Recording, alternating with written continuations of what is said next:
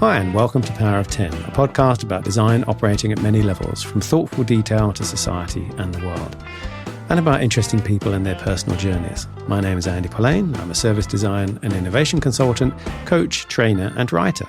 My guest today is Ariba Jahan, a biomedical engineer turned innovation and product leader focused on creating social impact. She's currently the Director of Innovation at the Ad Council, where she established the organization's innovation practice. Ariba, welcome to Power of 10. Hi, so excited to be here. Thank you so much, Andy, for having me here today with you. So you've got this journey, this interesting background. I'm always fascinated by people who've started doing one thing and then kind of done a pivot, as they say, into design and innovation. So can you tell me a little bit about your journey from there to here? Sure. It's interesting because, back then, when I was studying biomechanical engineering in undergrad, I think like education systems and career paths were very like one track only. And now everyone has so many different pivots and multi-experiences. Yeah. So it's really inspiring to be able to see that. And I think it always helps me. So I grew up in New York City. I was born in Bangladesh, but grew up in New York City since I was 7 years old. And science and math were always my favorite subjects. So when it came time in junior high school, I wanted to start pursuing more specifically in the sciences.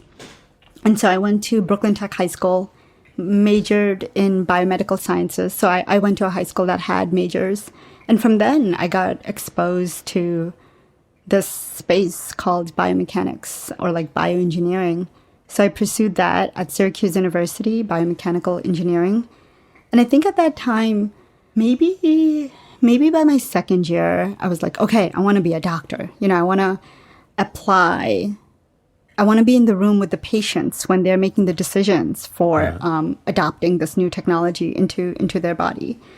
And that happened because, just backing up for a second, since my second year of high school, I always participated in like research projects and summer programs. So REU, it's a National Science Foundation program, but it's a program that's there to help high school students be exposed to PhD level research projects by working in labs. So I did that all sophomore to senior year in my high school. And that changed my life, being able to see like the science and application and seeing how research really fundamentally changes the things that are made and created. And I think in one of those lab projects where the project was all about a device that was there, that was being created to help people with deafness, not in the mechanical sense, but like neurological sense, like the brain just doesn't connect the sounds. And I remember being in that lab and I was like, oh, I really want to help the patients make this decision. I'm sure you didn't need that whole long story, but it's in that moment that I pivoted from wanting to apply the science in the lab setting per se only versus like wanting to be in medical school. Then I went to medical school. I went to SUNY Upstate Medical University, which is also in Syracuse, New York. And I didn't enjoy it. I think okay. I thought it was going to be amazing. I thought I was going to be crushing it. I was pretty much barely passing. And I'm glad I can laugh about this now because it was not funny back then.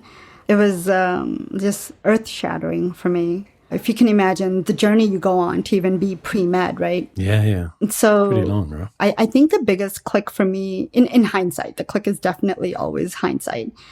I'm not a memorizer.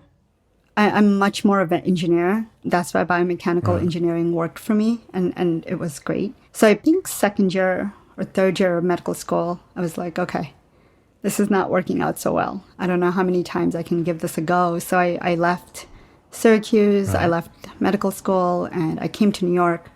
I was like, okay, let's figure this out. And at that point, I started getting on a lot of phone interviews with people to be like, so what else do people do? And I think I had to kind of go through my own journey with listening to advice. A lot of people said to go into teaching or go into biotechnology since I'm leaving medical school. But I kind of didn't want to be in a lab per se. I wanted to be I don't think I knew exactly what I wanted, but I knew I wanted to be in a space where I got to engage more with people. So I started working at a startup, which exposed me to what the hell a startup is, and understanding that there's business operations and product management and all those things. And then I got into product management, and product management is the bridge that brought me into ad council. So once I was doing product management, I wanted to use those skills for social impact. And that kind of became my transition into ad council. And then I think in my second year, Anastasia, who's my manager, her and I, she was already looking into like, what does innovation look like at the ad council? And so her and I and many other senior team members, we worked on exploring that. And then we kind of created an experiment of creating my role. Right. So, and you're still there. Yeah. So that's obviously worked. But sort of there's a seed in there, I think, of, well, at least it sounds like there was a seed in there of, being interested about how the human experience of technology of some kind, I guess, and wanting to have some kind of sense of what's the human impact of this technology, whether that was in your kind of, med school days or mechanical engineering days through to the work you're doing now. Is that true? There's a sort of desire is that where the sort of social impact thread runs through? I never knew what social impact was, right? Like, I think social impact is more of a newer area of exploration, I think. And when I say newer, I mean, nowadays, I think you do learn a lot about sustainability and social responsibility in college. But like when I was in college, I didn't really know about those things. Yeah. But to your point, I always cared about the impact of a thing that I'm making or a research that I'm doing on the larger scale, whether that's larger scale being like the human that is going to impact, larger scale being the system that is going to impact, and what other cogs are there.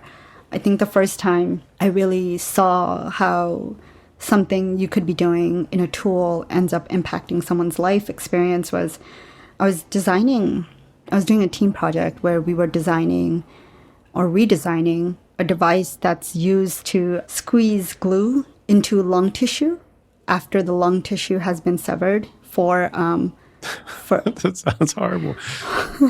Cardiothoracic surgery. Right. When someone has lung cancer and they have to cut away a bit of the lung tissue, they need to be able to use a seal to seal that tissue. And our team project was to redesign that sealant distribution device so that it's easier. So then what was interesting was, we all sat down and we're like, oh crap, we need to learn 3D modeling. Like, okay, cool, we'll learn that. We looked at like the patents and we looked at all the research that informed it. And then I was like, I think I'm going to go find out if I can go watch the cardiothoracic surgeon do this. And so she was like, yeah, come on. And what's great is she was pretty much as tall as me, which means we were tiny people.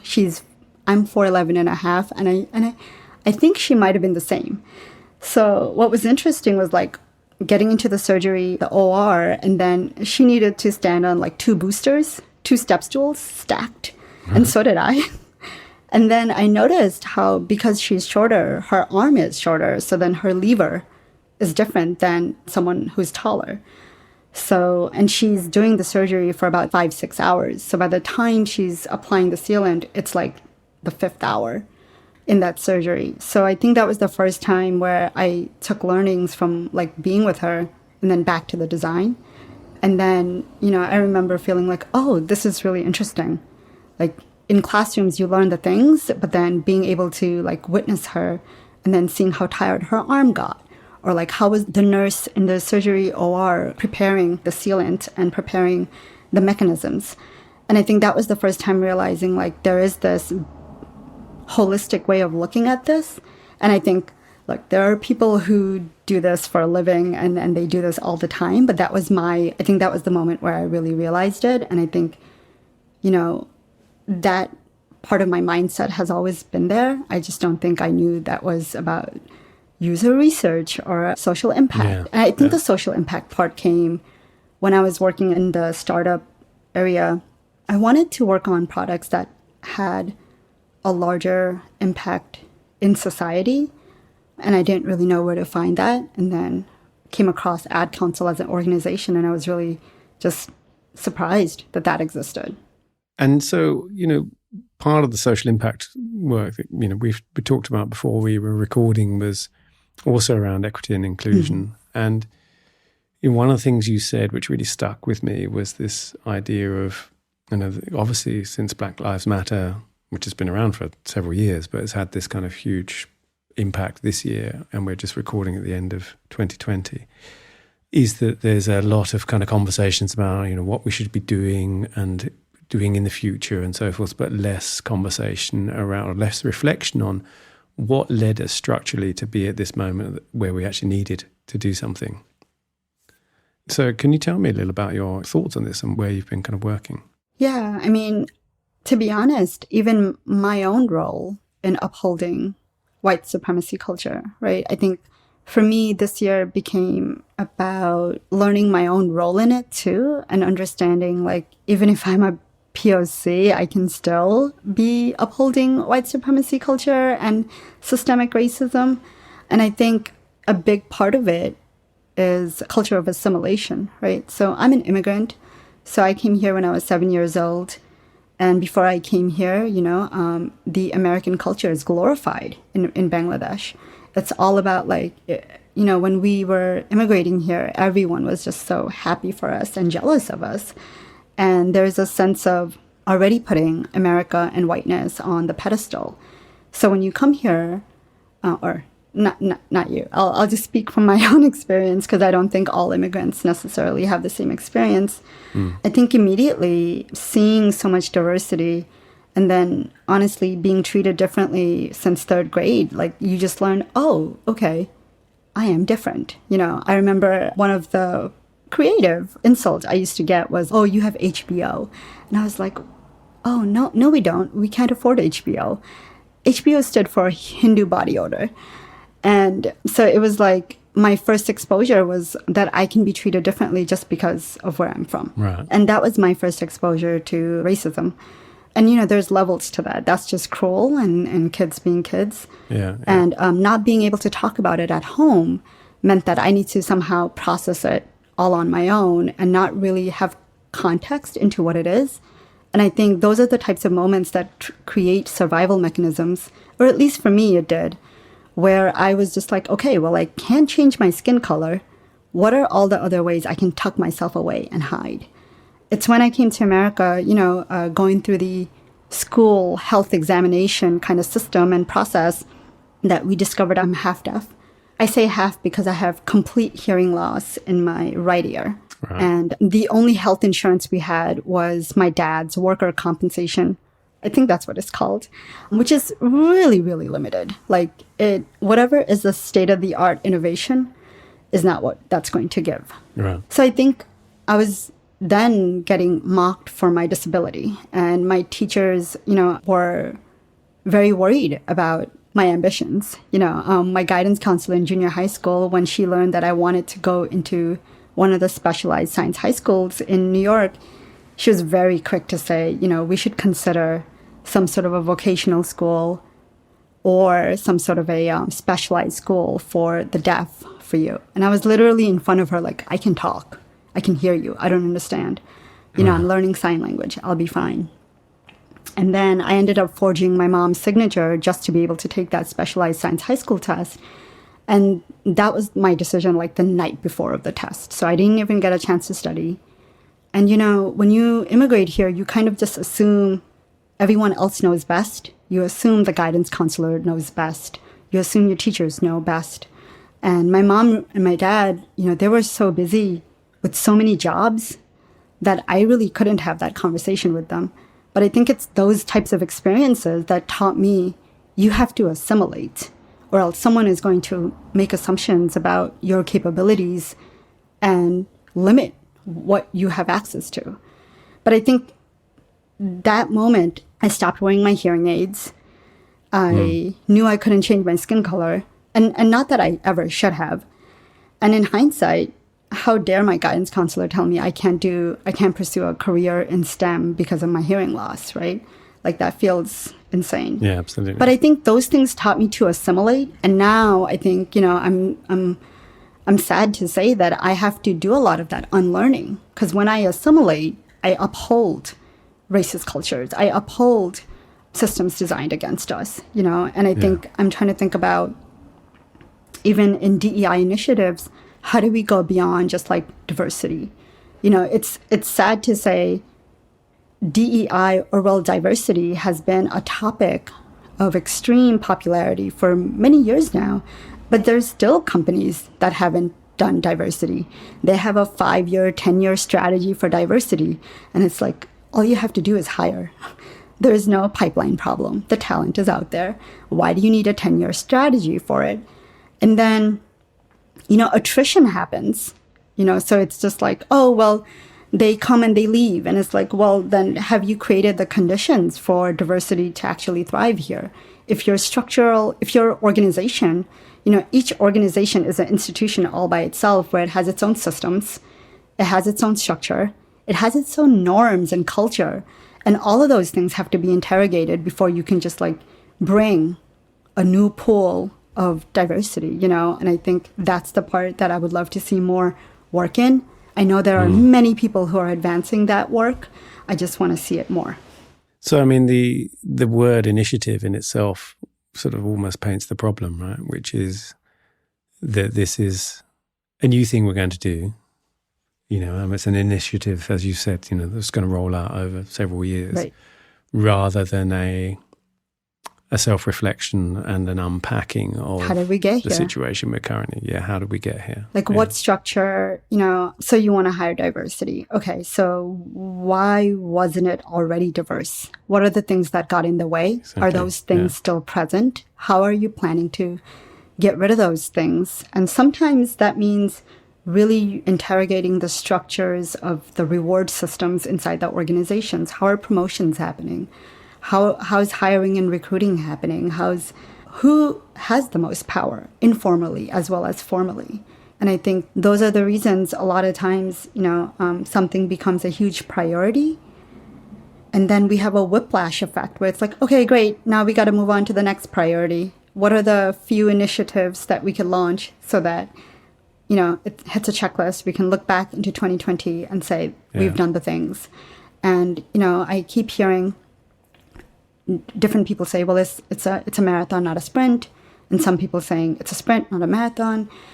And I'm not so sure if it has to be one or the other. I think it's looking at the long-term sustainability, not like what is the 5-year plan that we're going to hit diversity. It's more like, how are we not only creating diversity, but what are the things we're planning to change in the organization so that diversity can be sustained over a long term and continuously thriving, right? That's two different things. Yeah.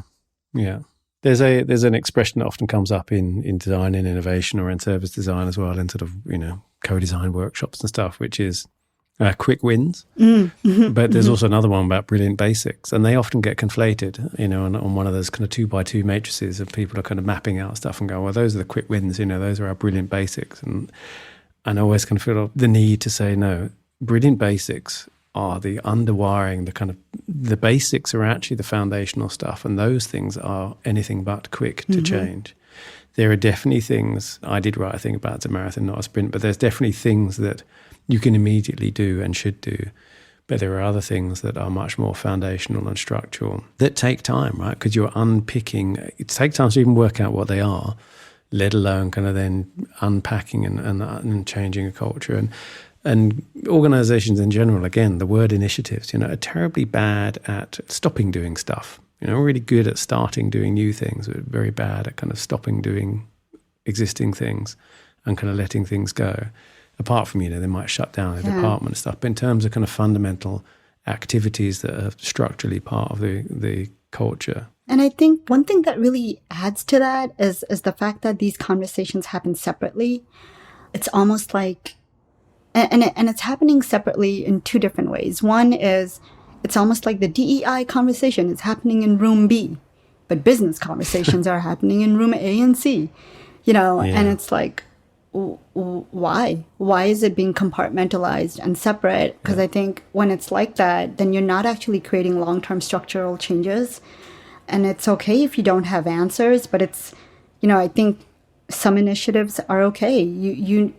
Like one example would be if an initiative is to launch an ERG in your organization. Amazing. Make sure then you think about or do a little digging around what resources and support and conditions are needed for that ERG to survive and thrive. So that's an initiative. Great. But then what is the long-term and holistic change that you're trying to create in the organization, which the ERG is part of that, right? Like if you're not sustaining diversity, then you're going to end up with an ERG that has 0 members. So what was the point, And I think because the conversations are happening separately where we're going to have this group of people focus on DEI, and that relieves the burden of DEI prioritization off of everyone else. So it automatically sends a cue through the organization that DEI is important, but it's only important for only a group of people to think about. And if they're not also the same people that have decision-making power within the organization, then is it really going to create change? Or like, what is, you're kind of creating the constraints of the impact it can have just by architecting it in that way. And I think the other distinction or the other separate conversations I'm seeing is like, we're not all in the same room.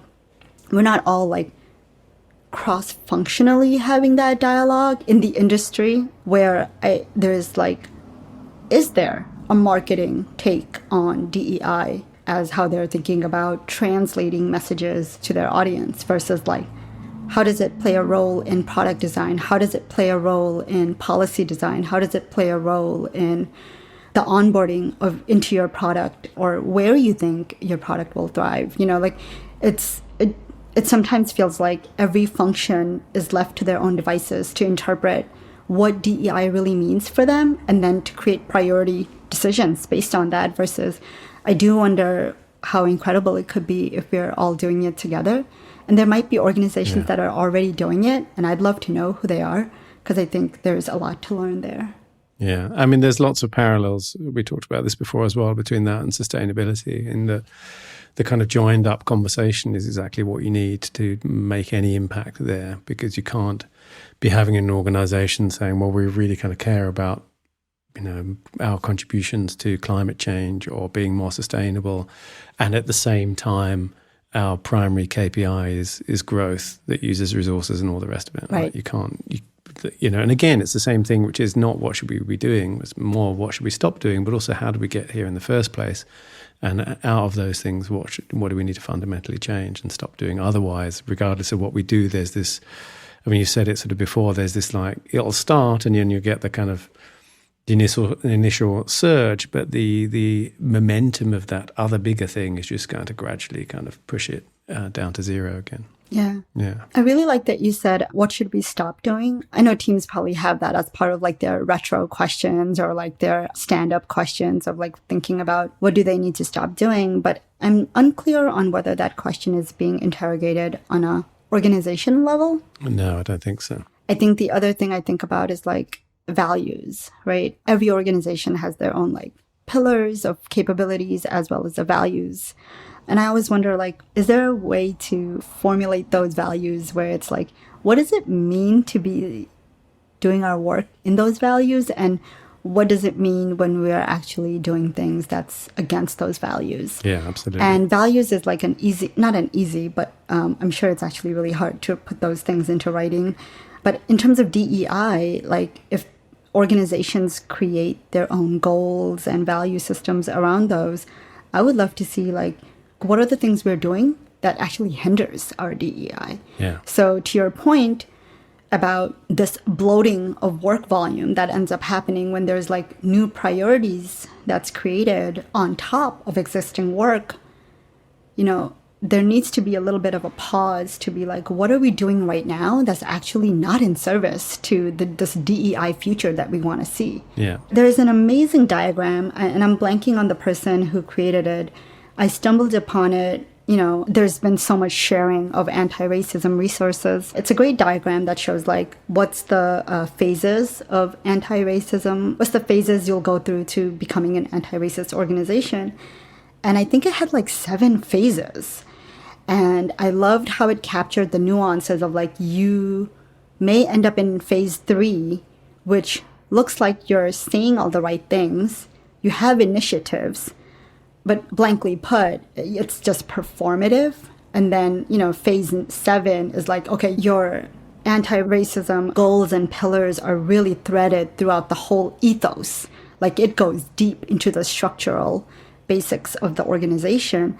And I don't know if everyone is sitting down and saying like, okay, let's be real. Where are we in these phases? And what's causing us to be at this level? And what are the things we would have to interrogate and address in order to even get to level 7? Yeah, no, absolutely.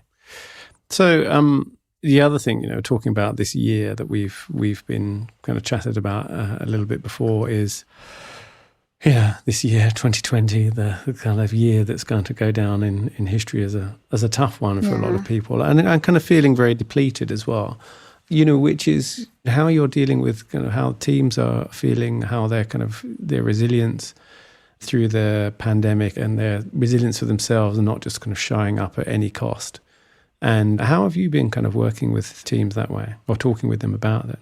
I think for our organization, we're based in New York and we are in person first, and some people were remote.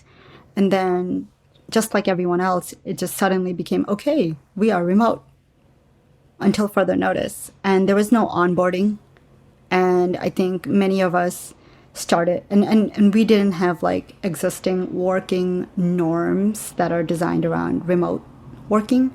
So I think there came a point where what I call pandemic productivity, which is like all of us working endlessly because work and personal life boundaries disappeared. And we also were trying to figure out like, how do I make sure people know that I'm doing work, So overcompensating and responding to every darn thing that comes your way, whether it's email, Slack, text message. And around, I don't even remember what month it was, to be honest. I think it was May or June where I knew that I was about to lead a team on a project, and I was very mindful.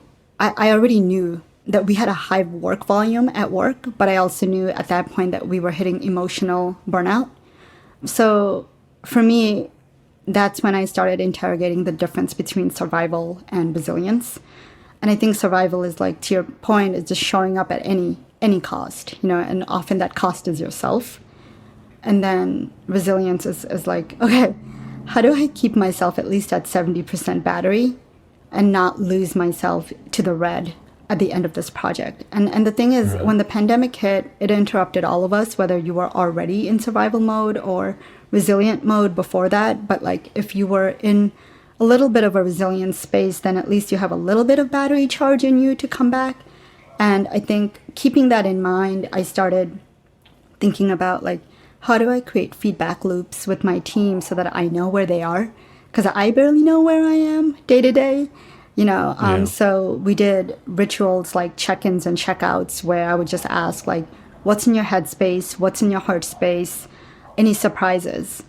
And I think rituals like that normalize pausing and normalize talking about what's going on and naming the things that's happening that could be literally getting in the way of you showing up.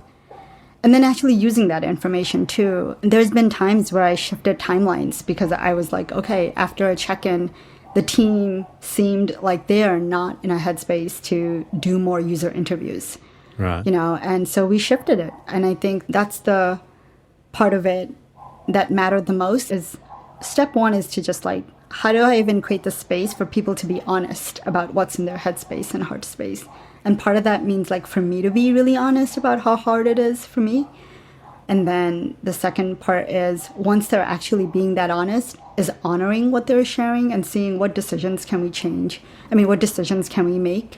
What changes can we do so that this is feasible? How do we maintain some feasible progress, but not at the cost of ourselves? I think rituals like that really helped establish trust in our teams. One thing I ended up learning was like, we were suddenly so video on that one of my colleagues was like, hey, when we're just doing our own internal meetings, can we be video off?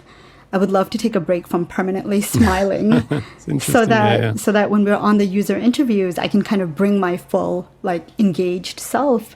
And that was hugely critical, right? Because we were doing a project on unemployment benefit access, and here's these individuals who are navigating the unemployment experience and giving us the gift of their time. So how do we honor that time? And, you know, if that means video off it is before that meeting. If that means having a day of not being on interviews to take a break so that we're better listeners, that's what we'll do.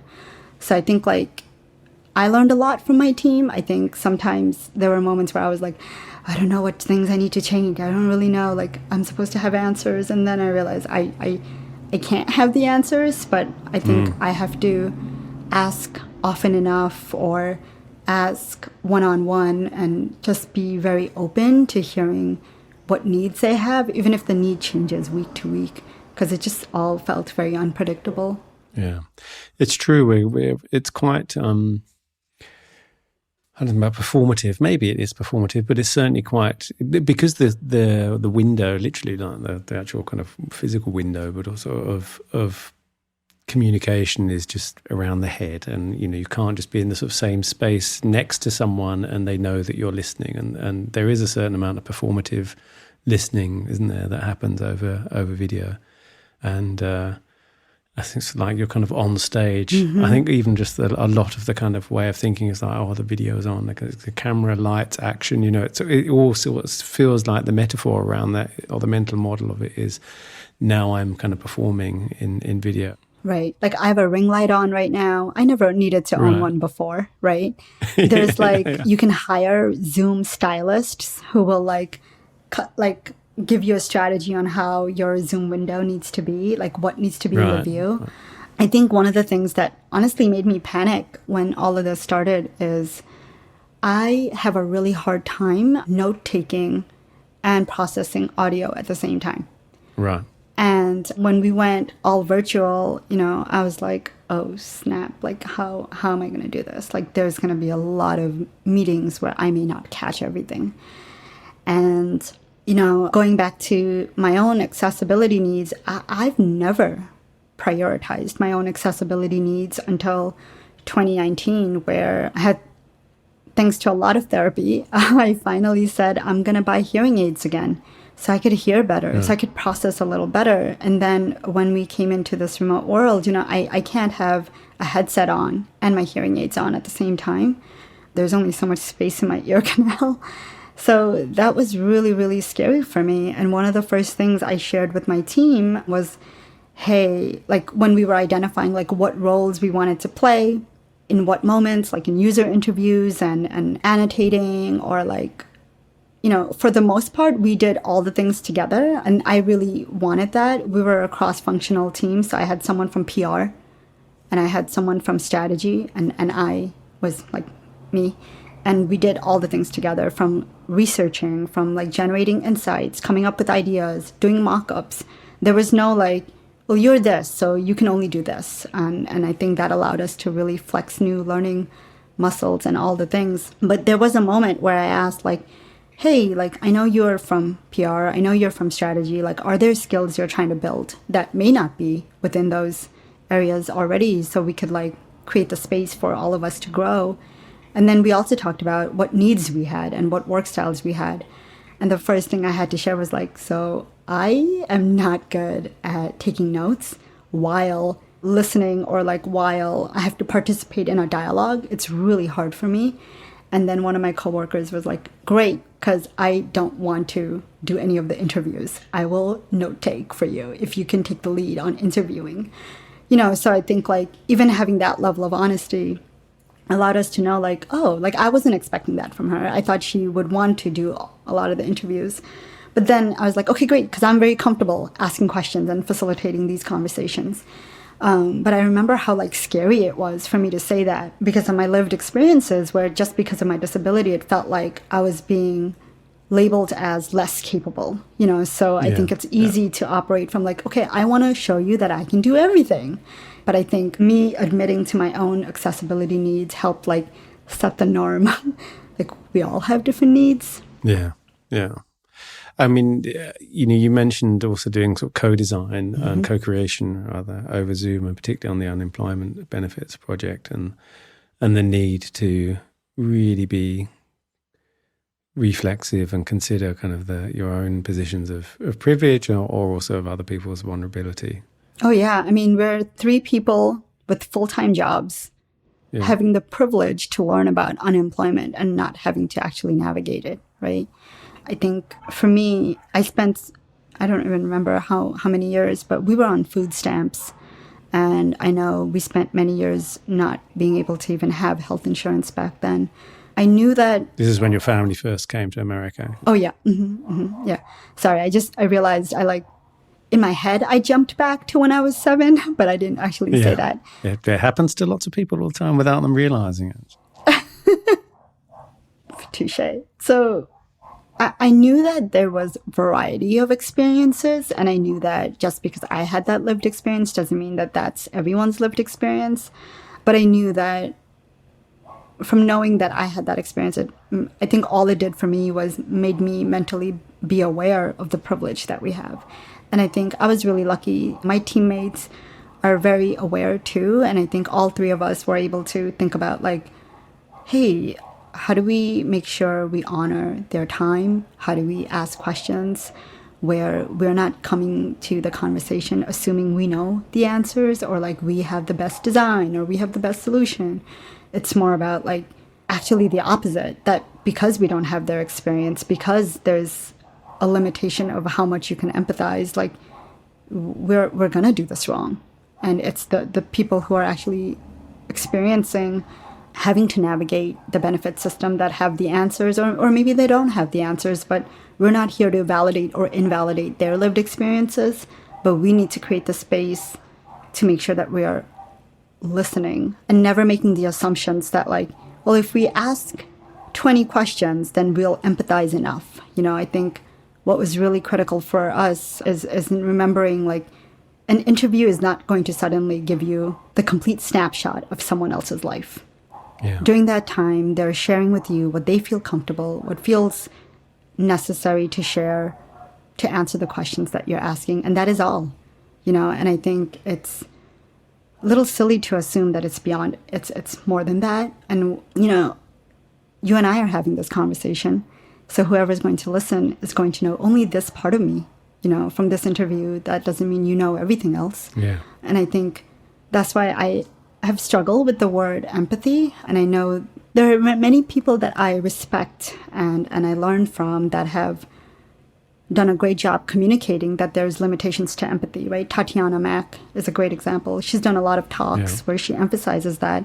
And I think the first time I heard one of her talks was like, it just clicked for me. And because I never really understood that word. And what I mean by that word is like, I understand the definition of it, but I never understood the amount of weight that is put on it.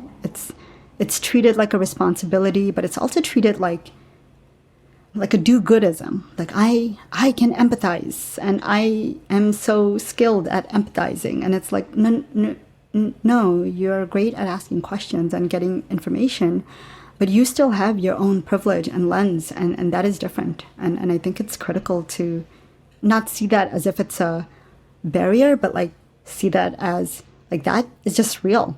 I have my own biases, I have my own lens, I have my own lived experiences, and I can't undo them and suddenly empathize so much with someone that I just get them. And I think it's not silly, but like maybe also really entitled to assume that, I'm half deaf, but that doesn't mean I can fully understand the lived reality of someone else's that's also deaf, or someone else who has full hearing loss, Yeah. It's a fantastic example of how looping all the way back to the beginning of how having a diverse team in the first place helps you even just surface all of those questions, or be aware that those are even questions you should be asking or conversations you should be having with each other, not necessarily to kind of fix it and have the perfect response or know exactly what to do, but to know this is stuff that's in the room, this is things we need to think about. And without that diversity of people in that team, and I mean diversity in every sense of, race, gender, sexual orientation, class, all the rest of it, and as well as sort of cross-functional with an organization. Yeah. If you don't have that, you don't get that. You don't have the conversation, right?